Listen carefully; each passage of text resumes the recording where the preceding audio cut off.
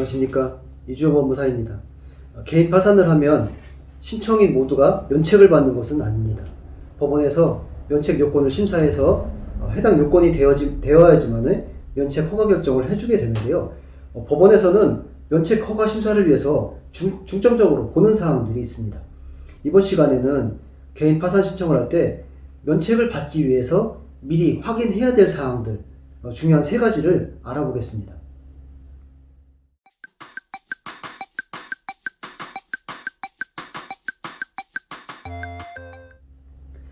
개인 파산을 신청할 때 가장 문제가 되는 사항은 무엇일까요? 3가지를 중점적으로 알아보겠는데요. 우선 가장 문제가 되는 사항은 재산입니다. 두 번째로는 소득과 관련되어 있는 사항이고요. 마지막으로는 돈의 최종 사용처입니다. 이를 세분해서 나눠보면요. 재산은 구체적으로 어떤 부분이 문제가 될까요?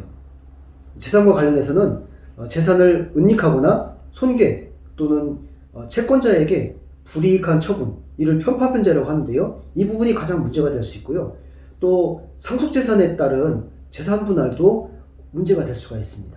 이를 보다 구체적으로 알아보면요. 재산 은닉에 대해서는요. 채권자나 파산관계인이 채무자의 재산을 발견할 수 없게 하거나 또 불가능하게 하거나 또 곤란하게 만드는 행위, 이런 것들을 통틀어서 재산 은닉 행위로 보고 있습니다. 그러면 사례에서는 어느 사항이 재산 은닉 해당이 될까요? 신청인이 파산 신청 전에 자신 명의 부동산을 아내의 명의로 이전하거나 또 다른 사람 명의로 소유권을 이전하는 행위가 대표적인 재산 은닉 행위에 해당이 됩니다.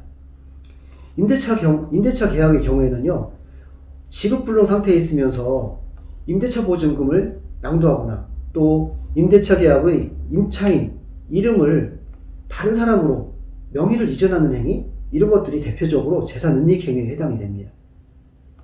문제가 된다는 것은 면책 불허가 사유가 된다는 것이죠. 보험계약으로 한번 알아보면요. 보험계약의 경우에는 파산 신청 1개월 전에 보험계약자의 명의를 동생 명의로 변경한다든지 다른 사람 명의로 변경하는 행위가 재산 은닉에 해당이 됩니다. 이렇게 문제가 되는 것은 면책 불허가가 될 수 있다는 것이죠. 그 다음에 불이익한 처분이 있는데요. 재산의 불이익한 처분이라는 것은 재산을 증여한다든지 또 현저히 부당한 가격으로 매각하는 행위, 또 이렇게 모두 불이익한 처분이 해당이 되는데요. 협의 이혼할 때 재산분할 명목으로 채무자의 유일한 재산을 배우자에게 주는 행위도 문제가 될 수가 있습니다. 구체적으로 부동산 가격이 2억 원이 되는데 이를 헐값에 매각하면 이런 것들이 불이익한 처분에 해당이 됩니다. 상속포기도 한번 알아볼까요? 상속포기는 원칙적으로 불이익한 처분에 해당이 되지 않습니다. 그런데 상속재산 분할 협의를 하는 경우가 있죠. 이런 경우에는 특정인에게 주는 행위이기 때문에 이 부분을 법에서는 사해행위라고 보고 있고, 나아가서 부인권의 대상이 되고요. 또 이 협의 분할에서 해서 준 그런 재산 분할은 대표적인 불이익한 처분에 해당이 돼서 개인 파산을 하는데 가장 문제로 대두되는 부분들입니다. 이렇게 재산과 관련된 부분은 파산을 하는 경우 아주 중요한 내용들이 많이 있기 때문에 이를 잘 아는 전문가와 상담을 해야만 면책을 받는데 유리합니다. 두 번째로 소득과 관련되어 있는 부분인데요. 소득은 부양가족 수에 따른 최저생계비에 미치지 못하면 파산 신청이 가능하게 되죠. 그런데 실제 수입이 있는데 자신이 통장에 압류가 되어서 다른 사람 통장을 사용하고 있는 경우가 있어요. 이런 경우에는 실제 수입이 없다고 하더라도 실제 소득보다 낮게 신고한다든지 아니면 소득이 전혀 없다고 신고한다든지 이렇게 허위 서류를 제출하게 되는데, 이런 경우에는 이런 사항들이 드러나게 되면 그 즉시 면책 불허가 사유가 해당이 됩니다. 사업을 하는 경우에도 가족이나 또 타인 명의를 빌려서 하는 경우, 또 이런 상황들을 전체적으로 판단해서 사실관계 그대로를 드러내고 면책의 요건들을 따져서 파산 면책을 진행하는 것이 유리합니다.